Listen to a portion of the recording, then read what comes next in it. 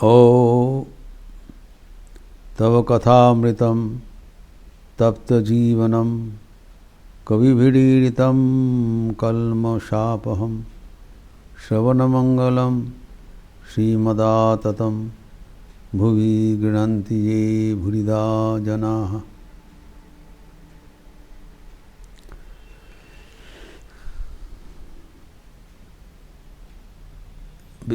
अनेक विचार वितर्क के बाद अभी ठाकुर भक्ति संगीत सुन रहे हैं। जो प्रसंग चल रहा था उसको उपसंहार ऐसी हुआ कि एक जन भक्त बताया कि ब्राह्म समाज में ऐसे माना जाता है कि संसार का कर्तव्य ही प्राथमिकता है, जबकि गिरीश चंद्र घोष ये माना नहीं।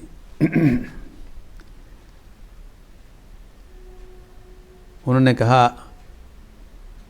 भगवान को पाने के लिए जो कर्म राशि है वो करने के उपरांत और दूसरा कर्म करने का समय कहाँ मिलता है। ये बात हम लोग चर्चा किया था और हम लोग देखें कि श्री राम कृष्ण जिसको जैसे अवस्था है उसको इसी सहमति दे रहे हैं।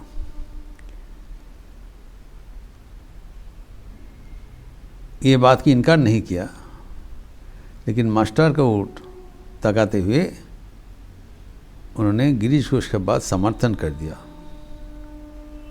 अर्थात मास्टर ने ये संदेश मिला, उनका ये संदेश मिला कि कर्मकांड बड़ा कठिन है।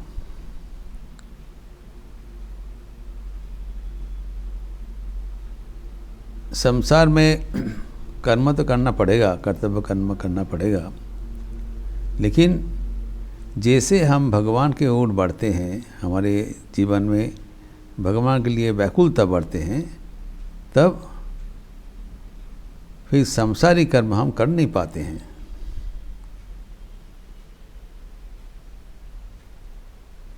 तो उस समय में भगवान की कृपा से हमारा कर्म भी घट जाता है। इसीलिए कोई स्टैंडर्ड नॉर्म नहीं है। जिसको जैसे मानसिक अवस्था होगा वैसे उनका रुचि होगा और उसी अनुसार उनको कर्म करना पड़ेगा। ये उपसंग दिया ठाकुर ने। इस बीच में हम लोग देखें वहाँ पर पूर्ण आके उपस्थित हुआ। ठाकुर ने उनको पूछा तुमको कौन खबर दिया? तो उन्होंने बताया शारदा। ठाकुर व्यस्त हो गए। फिर अंतपुर में जो बलराम बसु के घर में जो माताएं हैं उनको निवेदन किया, ओगो एक एक व्यक्ति जल खबर दो, इसको कुछ खिला दो, कुछ नाश्ता करा दो। देखिए इतना व्यक्ति उपस्थित है, किसी के लिए ठाकुर का इतना व्याकुलता नहीं हुआ। और ये छोटा सा लड़का है तो उनको कोई पहचान नहीं सका, लेकिन ठाकुर अंतर्यामी है। बाद में हम लोग का पास ये विवरण है, ये ईश्वर कोटि। कोई सच्चा संत अगर घर में आया तो गृहस्थ का कल्याण होगा उस संत का सत्कार करने से। इसलिए बताया उनको कुछ खिला दिया जाए, बंदोबस्त किया है। अभी ठाकुर के जितने पार्षद थे उसमें से सबसे उच्चतम थे ईश्वर कोटि। 6 ईश्वर कोटि थे, उसमें 5 ईश्वर कोटि ठाकुर के घनिष्ठ संपर्क में आया था। नरेंद्र, राखाल, बाबूराम, निरंजन जोगिन,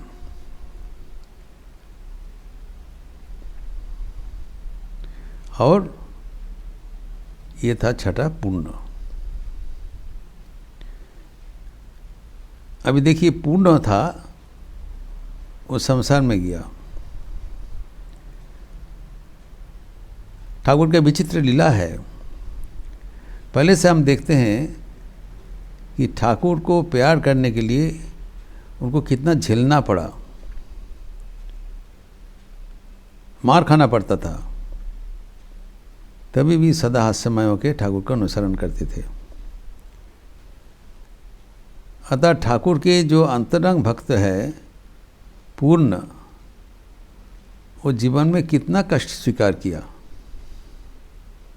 ये सोचने की बात है तो ईश्वर कोटि, ठाकुर की लीला सहचर है, लेकिन ये व्यक्ति ठाकुर के अंतरंग होते हुए भी इस जीवन में ठाकुर के संग नहीं मिला।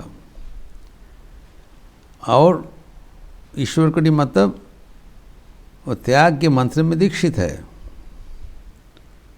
संसार के साथ उसकी संपर्क नहीं है, मतलब ही नहीं है, संसार में आसक्ति उनका होना संभव नहीं है। वो तो ईश्वर के साथ बराबर के लिए जुड़े हुए हैं। ईश्वर कोटि किसको कहलाता है? नित्य मुक्त, कभी फंसता नहीं। They are not born to become free, they are already freed beings. औरों को मुक्ति दिलाने के लिए आते हैं, उनको अपना मुक्ति का जरूरत नहीं है, संसार में कभी नहीं फंसेगा। लेकिन the role played by Purna is very very significant role, अनूठा उनका अवदान है। एक ओर से हम देखते हैं जो भगवान के जो घनिष्ठतम है वो लीला में ये दिखाते हैं कि भगवान को नाम पुकारने के लिए कितना कष्ट झेलना पड़ता है, तभी भी भगवान को छोड़ना नहीं चाहिए। इसलिए उनको देखते ही ठाकुर का स्नेह उद्वेलित हो जाते थे।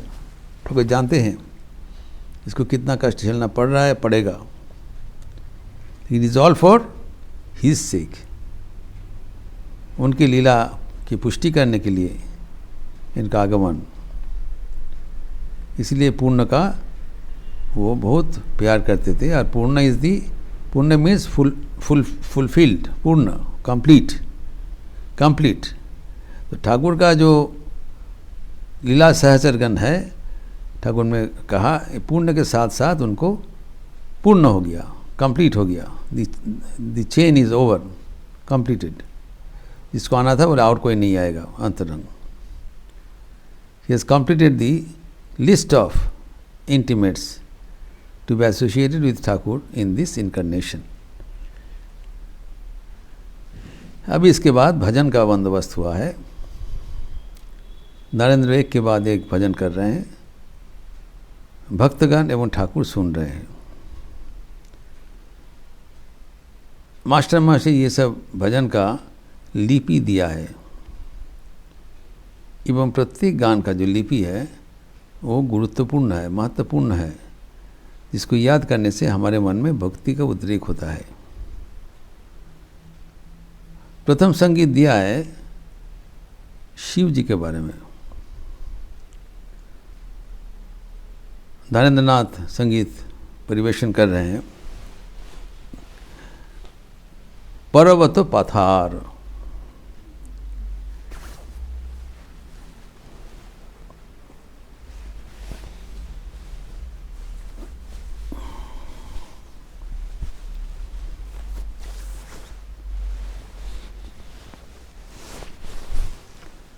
पर्वत पथार, पथार मतलब विशाल। शिव जी का है, शिव जी का एबोर्ड कहाँ है? हिमालय में, कैलाश में, पर्वत के भीतर। विशाल पर्वत के भीतर शिव जी का निवास है। और भजन कर रहे हैं नरेंद्र नाथ स्वयं। बियो में जागो रुद्रो। ये पथार जो है विशाल पर्वत में, वो में जागो रुद्र। और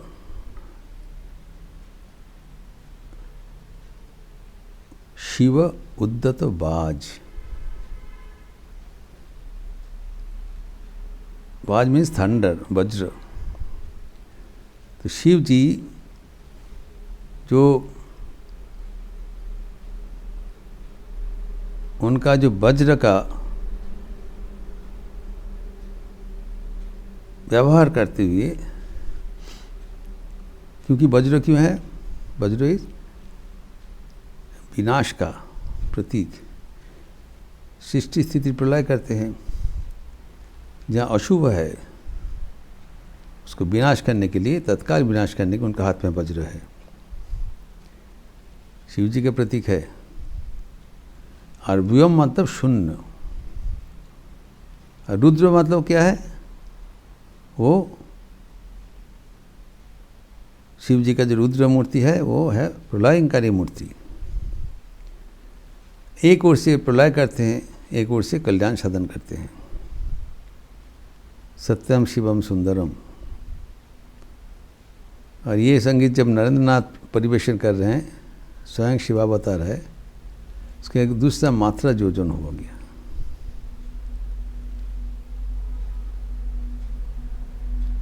देव देव महादेव, कालो कालो महाकालो, धर्मराज, धर्मराज है। शंकर, तारो हरो पाप, वो देवादिदेव है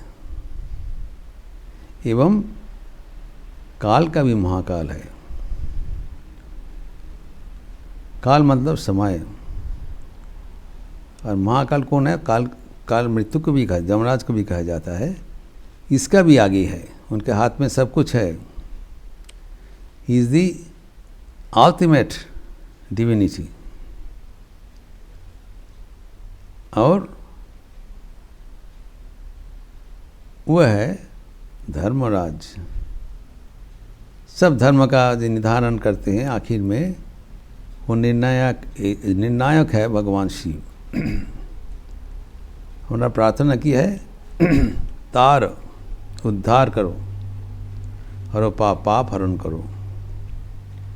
पाप राशि आपके हाथ के वज्र से उसका विनाश हो जाए। एक ओर से आप कल्याणकारी है और एक ओर से आपको दुष्ट दलन करते हैं, खत्म करते हैं। जहाँ पर आबिलता है वो सब नष्ट करने वाला है भगवान शिव, कल्याणकारी। फिर दूसरे भजन कर रहे हैं भगवान का भक्ति का स्वरूप। ये पुंडरीकाक्ष बंदोपाध्याय का है, मुखोपाध्याय का है। ये बहुत ही मार्मिक संगीत है एवं नरेंद्रनाथ का भी बहुत प्रिय संगीत था। ठाकुर भी ये गान सुनने चाहते थे। सुंदर इनका सुर है, बानी है। सुंदरो तुम्हारी नाथ, दीन शरण है, বহিছে অমৃত ধার, চূড়ায় শ্রবণ, हे प्राण रमन है। भगवान का नाम सुंदर है।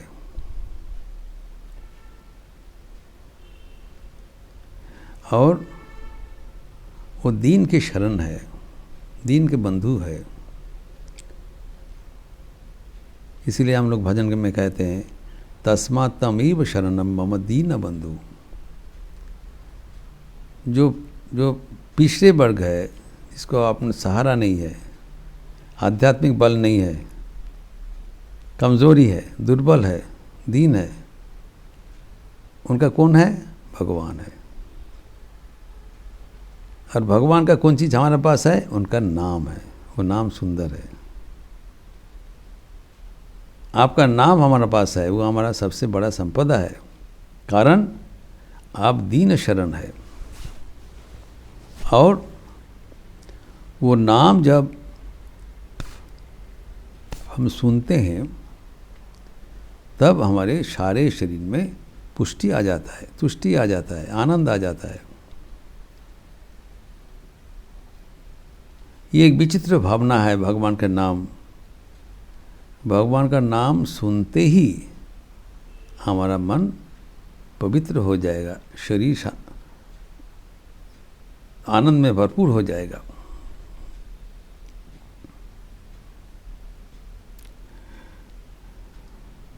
आपका जो नाम है वह है, कहते अमृत भवन है। तुम्हारा जो नाम है वो अमृत भवन है, वो लेने से हम लोग अमर हो जाते हैं। एवं जब कोई लेते हैं तुम्हारा नाम, तब उनका जीवन आनंद में भरपूर हो जाता है। जब वो कान से हम लोग सुनते हैं, फिर सुनने से होगा। जब कान से हम लोग को सुनते हैं, तब क्या होता है, गभीर विषाद राशि निमेषे विनाशे, যখনই তব নাম গুণ शोभने परोसे। जब आपका नाम हम कान से सुनते हैं, तब क्या होता है, हमारे मन का जो दुख है, कष्ट है, विषाद राशि, इन ए मोमेंट इट वैनिशेस। भगवान का नाम लेने में क्या फ़ायदा है, इस गान में, संक्षिप्त गान में सब लिखा हुआ है कि गाना गाने से क्या होता है, we get an inspiration in life. भगवान को नाम लेने से क्या फ़ायदा होगा? अगर हमारे मन में, किसी के मन में दुख कष्ट का सब शेष नहीं, अंत नहीं है, हम कैसे लाघव करें, कहाँ जाए, किसके पास शेयर करें? अगर भगवान का नाम लिया जाए, तब जो गंभीर विषाद राशि है वो निमेष हो से वो लुप्त हो जाता है। By a moment, whenever we take your name, it gets vanished. और हे हृदयनाथ चिदानंद घन है, चित आनंद घन, your name is full of चैतन्य एवं आनंद। भगवान सच्चिदानंद है, तो चिदानंद मतलब चित एवं आनंद का जो घन मूर्ति है आपका नाम, उसको लेने से हमारा मन भी चैतन्य से प्लावित हो जाता है एवं आनंदपूर्ण हो जाता है। तो गान जब हम लोग, संगीत जब हम करते हैं, न केवल संगीत के वाणी, संगीत के भाव राशि एवं सुर हमारे मन के उद्वेलित करते हैं, लेकिन इसका जो संदेश है, संदेश हमें ये देते हैं जो हमारे जीवन में भगवान का नाम, भगवान का नामगान कितने महत्वपूर्ण है। चारों ओर से जीवन में जो हमारा कमियां है उसको वो दूर कर देते हैं एवं भगवान का आनंद से मन को भरपूर कर देते हैं। ऐसे और भी कई संगीत यहाँ पर परिवेशित हुआ है, जिसको संक्षिप्त चर्चा करके हम लोग फिर आगे विस्तार करेंगे। ओम शांति शांति शांति। हरि ओम तत्सत। श्री राम कृष्णार्पणमस्तु। अच्छा रहिए, स्वस्थ रहिए, आनंद में रहिए। नमस्कार।